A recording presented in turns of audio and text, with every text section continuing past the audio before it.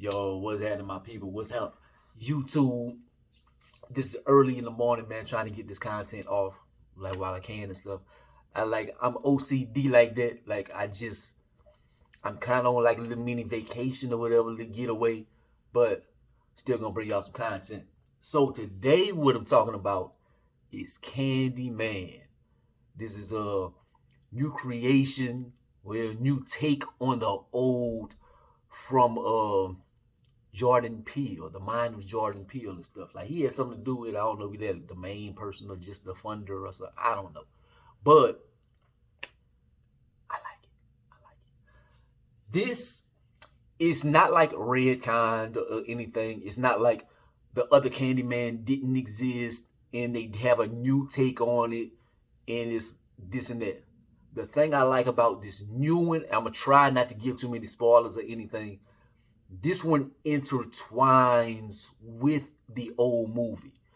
Like they have Cabrini greens, like Cabrini greens is like they kind of like tore it down, gentrification and this and that.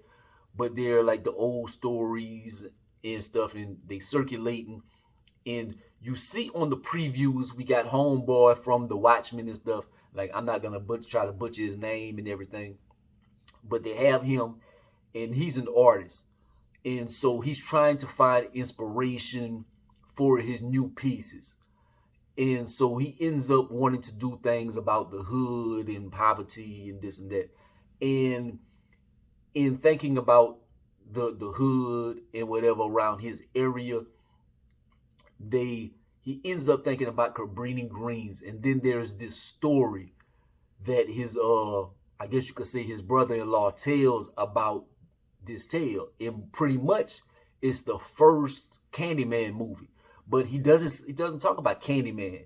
He talks about the white lady who went crazy and killed the dog and then ended up killing a bunch of people and was about to sacrifice the baby and stuff. And I vaguely remember the first movie, but you know something? I vowed never to watch it again. And how many Candymans did they have? Did they have like 3 of them? I think I watched all of them, but the thing about it is, like, I really don't remember them too much. Like watching this movie, it started to bring back a lot of memories of like the movies and stuff. But I vowed it might not be scary nowadays, but when I was a kid and watched that was traumatic because at that point in time, like it was the 80s or whatever, or Candyman might have been early 90s or something. But I know I was young, and I had an uncle and stuff. My uncle was like 6 years older than me, and the thing about it is, like, people love to mess with you or something. We didn't have as much technology and knowledge and stuff, so be like, Freddy gonna get you. Watch Jason get you. They used to threaten you with horror movies and stuff. And when Candyman came out, and you could summon him with just saying it a few times in the mirror, and you would be scared to go to the bathroom or something. Like, you never know when somebody gonna open the door and try to turn the lights off and try to yell Candyman 5 times, and that could be your doom. I think I said his name a few too many times, man. Let me see if they ain't got a mirror around this mother sucker. But like the way they intertwine the stories from the old to the new, or the new to the old and stuff, it was seamless. It was beautiful. The transitions was nice.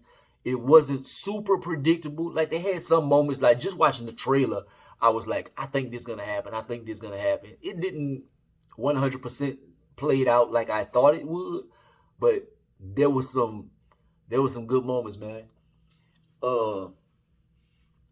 Try to see where my train of thought is and stuff. One thing I want to say I dislike about it. I ain't gonna say dislike, but it's like maybe disappointed. Like, I'm not a big scary movie guy. I don't like horror. I'm more of like I like comedies, dramas, and superhero movies, stuff like that.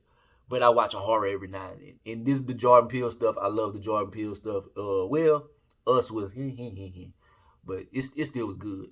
But I like the artistic takes and stuff. And this is it's like a lot about trauma. Like Candyman, pretty much. I don't want to spoil it, but it's like always going to exist.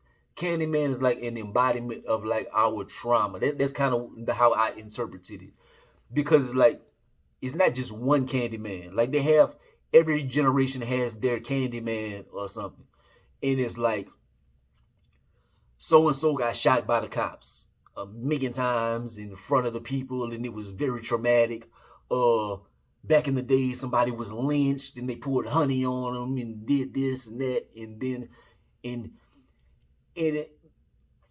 the fact about it is, I think it's like through all generations, like a story will die, cause like the first Candyman, and there is the lady from the first Candyman, like the mother, she is in here and stuff, and like she tells like we vowed never to say his name and stuff, and if you don't say his name, like he's not gonna come, like he's gone.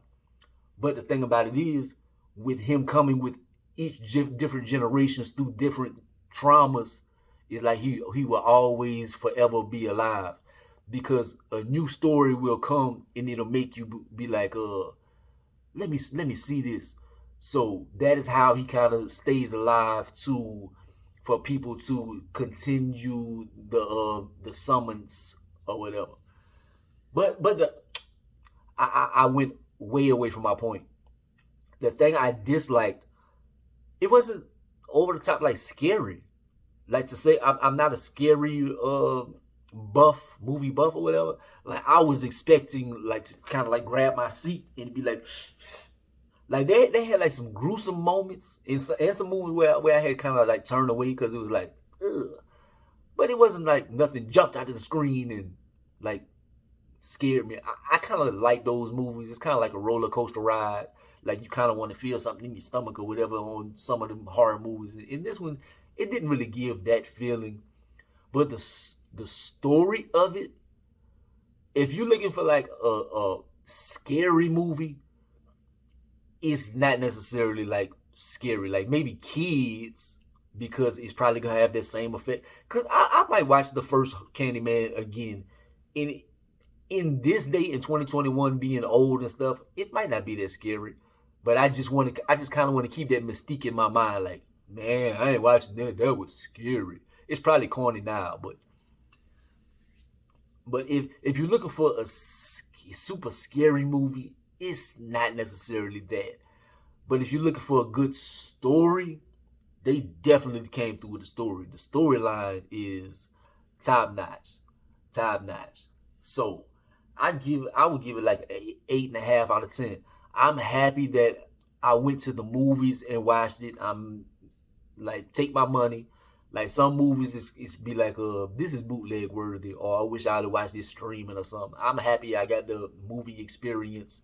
And homeboy that plays, I don't want to say plays Candyman, because even if I do say that, if I would say that, it would sound like a spoiler. So the star of the movie, but Tony Todd isn't in here. Spoiler alert. Tony Todd, if you want to see the original Candyman, he's in here, but it's not like, don't expect to like see him the whole time or whatever. But he's in the movie. But the homeboy, the star of the movie, like he did a smashing job. He did his thing. Like I look forward to more projects from him. Like I loved him on The Watchmen. I kind of think he would be a good Black Panther if they, but I don't think they're gonna go that route. But I think he would be a good Black Panther. But yeah, that's my little thoughts, man. I just wanted to bring y'all some content. I think I have another video I'm gonna do. You know, I do my little power videos and stuff, my little raising cannons or whatever. So I still have to watch the episode. So I'm gonna try to do that real quick. But like, comment, subscribe. Go be the greatest and the most hated man. Holla at your boy.